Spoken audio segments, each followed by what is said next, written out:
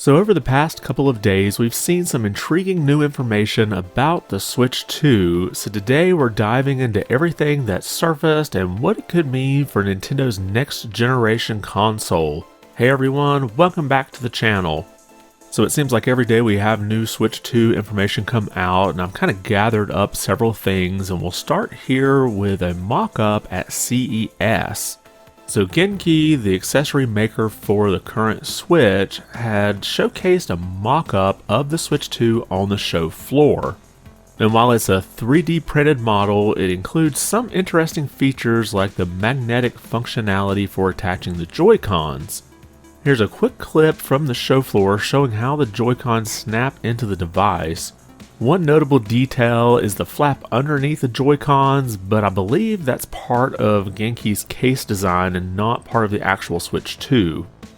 Genki also uploaded a promotional video on their website, providing a closer look at the mock-up, and in it you can see the eject button of the Joy-Cons, and when that is pressed you can see a protruding pin that pushes the Joy-Con out, releasing it from the system.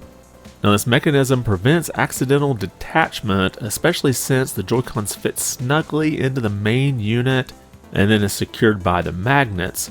Now since the Joy-Cons sort of go inside the main unit, you can't just sort of wiggle it out. You'd have to pull it straight out, which probably could be done with enough force, but this eject button just provides some leverage and makes it a lot easier. Next, we have a report about a possible release date for the Switch 2, and for that we'll turn to this article from CNET. If we take a look at the article here, it says Genki, a US-based hardware brand owned by Human Things, is showing products at CES 2025 in Las Vegas. It posted to its website a video of a purported replica of a Switch 2 that it will be making accessories for. Genki says Nintendo will release its follow-up to the popular Switch portable console in April, and that its new Joy-Con controllers will have several new features. So according to the report, Genki believes the Switch 2 will launch in April of this year. While this is exciting news, let's remember that nothing is official until Nintendo confirms it. Now the article also reiterates some previously rumored features such as the mysterious C button and a possible mouse-like functionality for the Joy-Cons. Now I've covered those topics before in greater detail, so feel free to check out those videos on the channel. Now the next point we have over at IGN, and is that Genki shares some information about the Switch 2's compatibility with the current dock. So let's take a look at this article from IGN. In the article it says, the Genki representative stated that the new console looks like it can physically fit in an old Nintendo Switch dock, but certain indentations seem to prevent it from actually being usable in the dock itself. Additionally, while current Joy-Cons won't physically attach to the side of the new Switch, the Genki spokesperson said the company is assuming they will still work as wireless controllers, stating that other accessory manufacturers are banking on that compatibility. So according to Genki, while the new console can physically fit into the current Switch dock, indentations on the unit prevent it from working properly. Now I was already convinced that that was the case since the new dock will require a 60-watt power supply. To me, that ruled out backward compatibility with the current docks, both the original and the OLED one. And then the second point here, while the new Joy-Cons won't attach to the current Switch, they're expected to work wirelessly as controllers. And that kind of aligns with what I would expect, aside from that mystery C button and the possible mouse functionality with an optical sensor on the Joy-Cons. The new Joy-Cons pretty much have the same layout as before. And the fact that the Genki representative here said that accessory manufacturers are, quote, banking on that compatibility, that leaves me to believe that accessory manufacturers have been told by Nintendo, just make your Joy-Cons electronically the same as the current ones. All you have to do is just make it fit this new form factor. And now we'll move on to a couple of things that dropped today. First, late last night, we had a Reddit user post screenshots of GameStop's back-end system showing listings for Switch 2 accessories.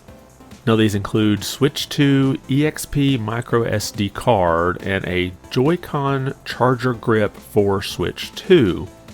So I think the biggest takeaway here is that micro SD Express cards will be what's used in the Switch 2. Now this newer standard offers faster read speeds of up to 800 megabytes per second, which could significantly improve performance for games stored on external storage. And then another drop that we had this morning comes from 91 Mobiles. Now this is someone who is known for leaking mobile phone designs and has a good track record. Now they are claiming the console will feature an 8.4 inch display. Now I'm kind of skeptical on that. Most of the leaks that we have seen so far point to about a 7.9 or 8 inch LCD screen. So I'm thinking this may reflect the protective glass size rather than the actual screen dimensions. So for now I'm not really inclined to believe that, but I thought I would mention it here just in case you see it elsewhere. And now the final thing that we had drop, and this came out just right in the middle of me working on this video, and it looks like we may have our first look at a physical Switch 2 and not a mock-up. Now I believe this was originally posted on Famaboards. It's been showing up other places since then, but they all point back to this source.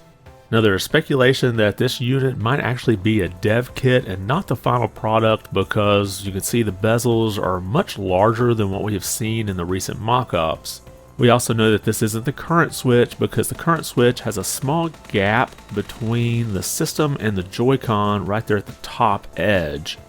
Now in this picture on the top of the unit you can see the cartridge slot cover is open. I don't think there's a whole lot to gain from there, but I just wanted to point it out in case you're wondering what that is. And this unit appears to be running some type of system test software. It seems to be called PTD Inspect Tool. And it looks like it's doing some things like testing the board function. So a lot of information here over the past couple of days. And there has been some rumors that some of this is coming out from these accessory manufacturers because they may have signed an exclusivity agreement from last year when it was originally planned for the Switch 2 to possibly launch last year. And now maybe that agreement has expired with Nintendo. Now this is just all speculation. There's absolutely nothing pointing to that being true, but if it is true, it would make some sense.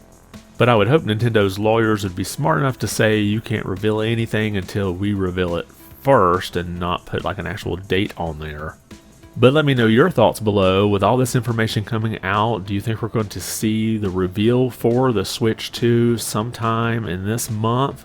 And when do you think that release date will be? Maybe sometime late March or early April? Drop your comments below and let me know your thoughts. And if you like this video, be sure to give it a thumbs up. And if you haven't subscribed to the channel, consider doing so. It really does help out a lot. I'm pretty close to getting to 1,000 subscribers. At that point, I can get into the next tier of YouTube's partnership. So if you could help out with that, I'd really appreciate it. I want to thank you for watching and be good.